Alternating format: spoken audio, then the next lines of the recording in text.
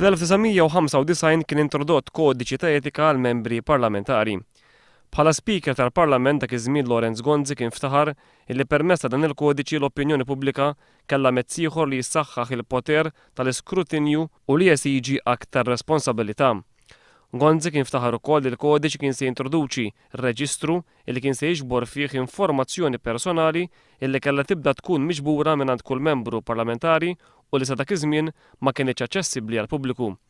Skont dan il-kodiċi kull membru parlamentari għandu ta' kull sena jindika f'reġistru li jinżamm l-Speaker x'ikun ix-xogħol jew l-professjoni tiegħu u jekk ikun impjegat x'ismu min jimpjegah. Għandu wkoll jindika l-proprjetà immobbli tiegħu u kif ukoll il-mod kif din tkun inkisbet u kif tkun qiegħda tiġi użata. Il-membri parlamentari huma obbligati wkoll li jagħtu dettalji tal-flus depożitati fil-banek u interessi oħra finanzjarji.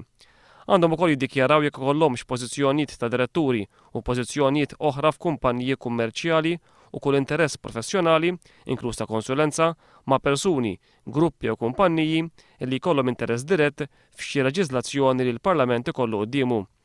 Bil-kontra ta' dak li kien obbligati li jagħmel skont dan il-kodiċi, l-assistent parlamentari Stephen Spiteri għal 4 snin sħaħ mill-bidu ta' din il-leġiżlatura sas-sena li għaddiet qatt ma jippreżenta dikjarazzjoni tal-assi tiegħu.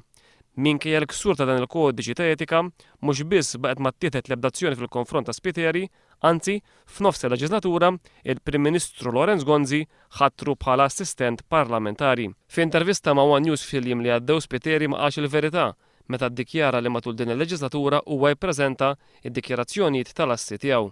Spiteri sab ruħu fil-Parlament wara li l-Prim Ministru Lorenz Gonzi illi huwa l-kuġin tiegħu ċedilu postu fuq it-tieni distrett.